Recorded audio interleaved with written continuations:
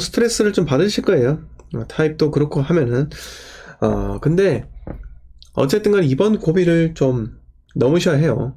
2년을 한 2년 6개월 정도 견디면은 회복을 하지만은 지금 잘라내면 손해가 엄청난 손해로 다가올 수밖에 없습니다. 대형님 이번 기회에 아마 많은 것을 깨달으셨을 거라 생각이 들고 좀 견디고 아무튼 제일 빨리 전세 세입자를 치고 그렇게 하는 전략으로 가셨으면 합니다. 너에게니 반갑습니다. 대형님 후순위 대출도 알아보세요. 세입자 먼저 넣고 주담대 후순위 대출 그것도 꼭 알아보시면 될 것 같아요. 순정이님 그렇게 해서 무조건적으로 이번 고통스러운 어쨌든 간에 그 지역 같은 경우는 24년도 이후부터는 가격 회복이 시작할 거라 생각이 듭니다. 꼭 견디시면 따뜻한 봄날이 올 것입니다. 피해자님 반갑습니다.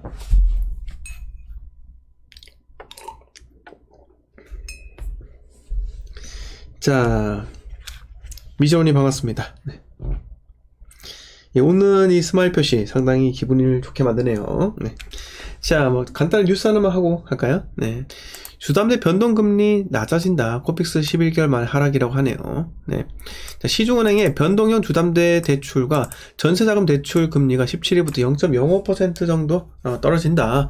금융당국이 내린 예금 금리 경쟁 자제령으로 인해 12월 코픽스가 11개월 만에 하락을 했다라고 합니다. 자, 보시면은 기준금리가 계속 인상됐음에도 코픽스 하락한 것은 지난해 11월 금융당국 개입으로 은행들의 예금금리가 떨어졌기 때문이라고 얘기를 하는데요. 실질적으로 앞으로 금리 인하가 더 이상의 금리 인상은 좀 어렵지 않겠냐라고 이제 시장에서 전망을 한다는 거예요.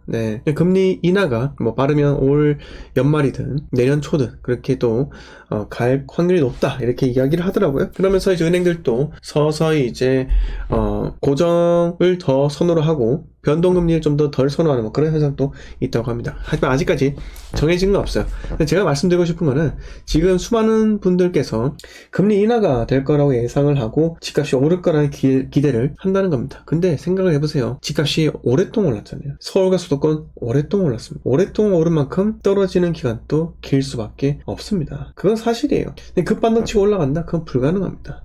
자, 급반등 치고 올라간다 라는 거는요, 투자 수요하고 실거주 수요가 모두 다 달라붙어 가지고 집값을 올린다 이거인데, 지금 투자 수요는 뭘로 막아놨습니까? 여러분, 비전님, 유리님, 현주님, 수준집하님, 지금 투자 수요는 뭘로 막아놨죠? 무엇으로 지금 투자자의 접근을 원천 차단을 했습니까? 무엇입니까? 대답을 해주세요. 자, 아무튼 날씨가 좀 추워지네요. 해피권님 규제 이렇게 하셨네. 어떤 규제요? 화이팅님 취득세 어떤 규제요? 어떤 취득세 어떤 DSR. 자, 투자자가 결국은 취득세 중과 때문에 막힌 겁니다. 지금과 같이 하락장의 취득세 중과가 지금 원래 3주택이면 8에다가 4%로 되었고요. 그 다음에 12%에서 4주택 이상은 12%에서 6%로 될 예정입니다. 아직까지 법안 통과되진 않았는데 그렇게 될 예정이죠. 근데 생각해보세요. 누가 이 하락장에 취득세 중과 맞아가면서 더 비싼 가격에 프리미엄을 주면서 삽니까? 3억인데 4%잖아요. 그러면 1,200만원 더 비싸게 주고 사는 거예요. 1,200만원요. 여러분, 지금 집값 2천만원, 3천만원 깎으면서 겨우 깎았는데, 겨우 깎은 건 아니죠. 어쨌든 간에 본인 또 이 매수자 입장에서도요, 지르는 거예요. 5천 더 깎아주세요. 그럼 바로 등기 칠게요. 이렇게 한단 말이에요. 그렇게 깎았는데 1,000만원 더 비싸게 4천만원 주고 산다? 4천만원만 깎고 산다? 이건 아닙니다. 그 누구도 그렇게 하잖아요. 조금만 더 기다리면요, 1,000만원 순식간에 더 빠질 건데 왜 이 사람들이 취득세 중과 풀리지도 않았는데 들어가서 매수하겠습니까? 이건요, 상식적으로도 도덕적으로도 도덕적은 아니겠지만 어쨌든 간에 절대 불가능하다라는 겁니다. 자, 제가 후땡이라는 작년인가 2022년도인가 그때 그 방송을 보니까 투자자는 지금 또 중과 맞아가면서 12% 맞아가면서 매수를 한다고 하더라고요. 공시가 1억 이상, 공시가 1억 1천, 공시가 1억 3천 이런 것도 있잖아요. 1억 5천짜리 12.4%인가요? 두둑에 맞으면서 매수를 한다 하더라고요. 저는 그걸 보고 진짜 경악을 했습니다. 이런 인간이 지금 지가 전문가라고 나와가지고 취득세 중과 맞아가면서 산다니, 이게 진짜 말이 안 돼요. 그렇게 여러분 비선호하는 입지에 갭만 적다고 덤벼들었다 큰일 납니다. 네. 자, 갭이요. 매매가 전세가의 갭이 선순위가 되면 안 돼요. 무조건적으로 선순위가 되어야 되는 거는요. 네. 사이클이에요. 사이클. 그 사이클이 어디에 있는지, 네. 그걸 보고 나서 그 다음에 입주 물량이 얼마만큼 있는지, 갭이 얼마만큼 되는지. 자, 물건들 중에서는요. 갭이 제일 적은 걸 내가 선택을 해야겠죠. 자, 아무튼 간에 수많은 그런 가짜 전문가들이 판을 쳤습니다. 그리고 일반인들의 그런 전재산과 같은 그런 피 같은 돈을 다 날려먹게 했단 말이에요. 네. 저는 여러분 투자를 할 때와 투자를 하지 말아야 될 때를 철저히 구분을 해야 한다고 생각을 해요. 근데 과거에는요 수년간에 걸친 그런 상승장이 있었기 때문에 투자를 해도 되었지만요, 네, 지금은요 그렇지 않다라는 겁니다. 지금은 기다려야 합니다. 기다릴 줄 아는 지혜. 지금 이번 상승장의 가장 큰 특징은요, 카카오 스터디, 카카오톡방, SNS, 유튜브, 이런 것들의 매체 발달 아니겠습니까? 이런 것 때문이라도 자꾸 왜곡된 이 시각이 조성되면 안 돼요. 네. 자꾸 생각을 왜곡되게 그릇되게 하는데 갑자기 V자 반등처럼 2019년 이후에 서울이 갑자기 V자 반등에 상승한 것처럼 그렇게 해서는 곤란하다는 겁니다. 네. 지금은요, 올 8월까지 이제 7개월 남았습니다. 아무것도 하지 마세요. 여러분, 아무것도 하지 마세요. 제가 아무것도 하지 말라는 이유 뭡니까? 네? 지금 땡땡 지역은요, 네, 올해 37,000세대예요. 내년에 23,000세대입니다. 둘이 합치면요 6만 세대입니다. 6만 세대가 입주한다고요. 6만 세대 입주하는 그 가운데, 정 가운데까지 우리는 기다려 봅시다. 네? 기다리다 보면은 어떤 일이 일어날지는 기다린 사람들만 알 수가 있어요. 투자금 철저히 확보하시고요. 기다리세요. 네. 다만 지금 이제 입주하는 아파트는요, 네, 옥석을 가려서 매수는 가능합니다. 단 주상복합은 절대 안 돼요. 네, 왼손남이님 반갑습니다. 오늘 부산 강서구에 악재 뉴스 떴어요. 대전 신도시에 왔는데요. 2029년까지 17,000세대 완공한대요. 라고 하셨습니다. 자, 그거는요, 문재인 시절 때 이야기 나온 거예요. 2021년도인가? 2020년도인가? 그때 지방의 신도시 발표하면서 대전, 광주, 울산, 부산 4대, 대구는 아니었고, 하여튼 이 4대 도시의, 신도시 규모를 만든다라고 했었어요. 그래서 그거를 이제, 대전 신도시를 이제, 뭐가 나오겠죠? 근데 2029년까지가 이제 6년 정도밖에 남지 않았는데, 네. 과연 가능할지도 좀 의문이긴 합니다. 만약에 대전 신도시가, 토목공사가, 2029년까지 입주를 시키려면요, 적어도 2026년도에는 분양을 해야 되는데, 지금부터 3년 안에 토지를 다 토목공사 해가지고 준공을 해야 되는데 과연 그게 가능할까? 라는 생각이 들어요. 만약에 근데 대전 신도시가 가능하다, 네? 진짜 2029년도에 입주한다 라고 하면요, 저희 부산에 들어가면 안 됩니다. 네? 그거는 제가 추이를 보고 이야기 드릴 거예요. 네. 자, 아무튼 왼손잡이님 좋은 소식 감사드리고요.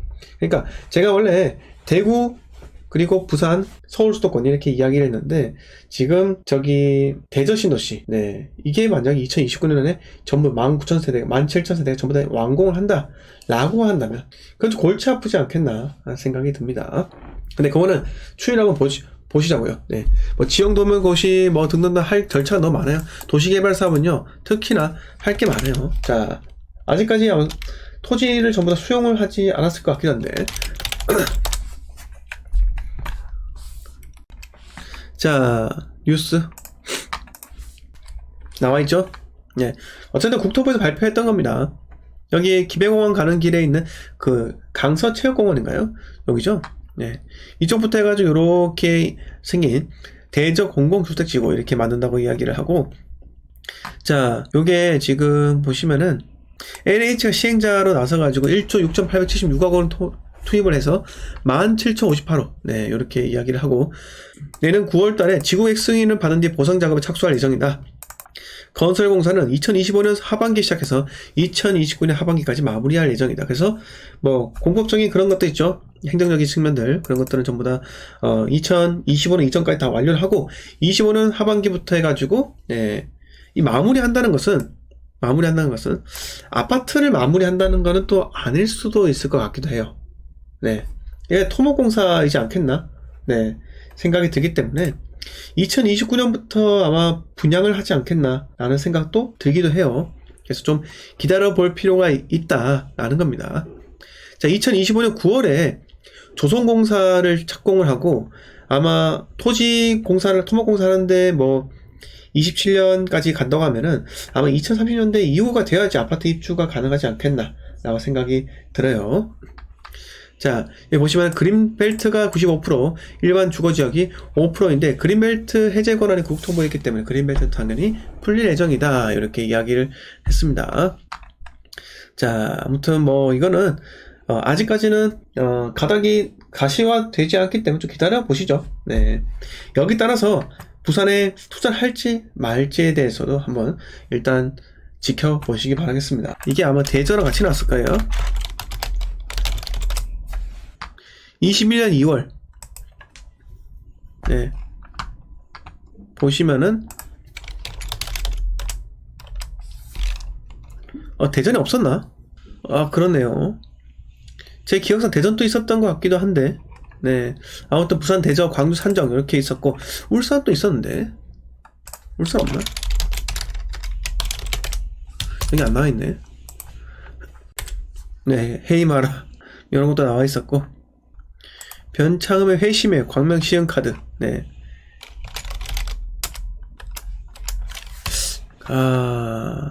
대전, 광주 나올까요? 광주 산정 나오는데 대전은 아니었나 봅니다. 네, 하여튼 기억이 나지 않습니다. 저도. 네, 울산도 있었는데 이게 21년도 4월이었구나. 아무튼 뭐 네, 이때 생각나시죠? 이게 벌써 2년 전이에요. LH 땅 투기 사건, 이사 대책 차질 가시화. 네, 자, 참 그렇습니다. 여기 나와있죠? 대전 상서 나와있네요. 여기 제 기억이 맞습니다. 네. 울산 선바위와 대전 상서 18,000호 규모의 신규 택지 입지 공개 이렇게 나와있었죠. 네, 제가 딱히 뭐 잘못되게 기억한 건 아니었습니다. 네, 죄송합니다.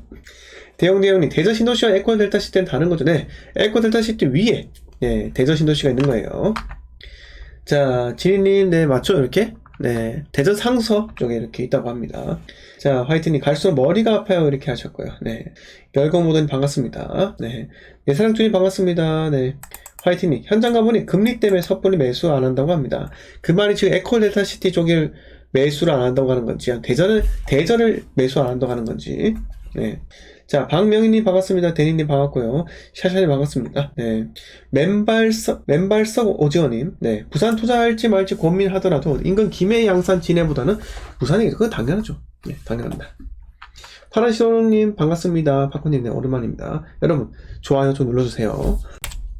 지금 부상 투어 나오고 있어요. 네, 제가 허리가 좀 아파가지고 네, 의자에 앉아있기 좀 힘듭니다. 오늘 딱 30분만 하고 방송 마칠 거예요. 이렇게 뉴스가 있고요. 자, 뭐 보시면은 오늘 뭐 요새 코스피가 약간 빨간불 좀 들어오고 있습니다. 네, 서서히 좀 회복을 하고 있는 것처럼 보이고 네, 있습니다. 뭐 요거 잠깐 말씀드리고, 자, 엔화 투자를 해가지고 제가 2번 먹었습니다. 진짜 이게 제가 솔직히 1.5%밖에 못 먹었어요. 네, 지금까지 수익률이. 자, 이게 좀 안타깝습니다. 안타까운 이유가 뭐냐면은 죄송하지만은 기회비용 날렸어요. 차라리 그냥 제가 갖고 있는 그 투자금을 예금만 놓았더라도 벌써 5%, 4% 그냥 얻었을 건데, 제가 지금 엔화에 사고 팔고 하는 거를 순식간에 순간 까먹었거든요. 깜빡했었습니다. 네, 그러다 보니까 기회비용 좀 놓치다가 최근에 1월 제가 3일에 매도를 치고 또 이때 매수하고 여기에서 매도하고 이렇게 30만원 밖에 못 벌었습니다. 자, 띠니 아빠님, 네, 울산 부동산 카페 보고 처음 들어와요. 아유, 감사합니다. 네, 김정은님 반갑습니다. 윤준호님 반갑습니다. 네, 엠마님 반갑습니다. 자, 띠니 아빠님, 제가 쓴 글을 보고 들어오셨을 건데 혹시 제가 쓴 글을 보고 어떤 느낌이 혹시 드셨나요? 네, 그런 것도 한번 댓글로 남겨주시면 감사하겠습니다. 자, 증권은 이렇게 하고 지금 자, 부산에 대해서 잠깐 이야기 해볼까요? 자, 부산 부동산 제가 지겹도록 말씀을 드리지만은 올해 연말에 레이 카운티 4,470세대 레이 카운티가 입주를 해요. 여기입니다. 네, 레이 카운티. 자, 4,470세대 어마어마합니다. 여러분, 4,000세대가 동시에 입주한다? 모르시죠? 한 번도 경험해 보신 적 있으세요? 네, 혹시 이 화면 카이저가 4,000세대인가요? 화면 카이저가 어디 있어? 안 보이지? 갑자기. 롯데캐스 카이저 5,239세대입니다. 2012년 6월달에. 네. 자, 2012년 6월달에 5,239세대. 어마어마하죠. 네, 어마어마해요. 죄송합니다. 갑자기 밖에서 누가 소리를 질러가지고 깜짝 놀랐네요. 네. 자, 아무튼 간에 이 화면 카이저가 5239세대였었습니다. 요때 진짜 입주장을 한번 견디신 분들은 어떻게 흘러갔는지 한번 생각을 한번 해보세요. 어마어마하게 공포스러운, 네. 이 주변 지역에 전부 다 싹 다 빨아당기는 약간의 그 블랙홀과 같은 그런 거였을 거예요. 그 같은 규모가 지금 레이 카운티가 이제 입주를 시작합니다. 네.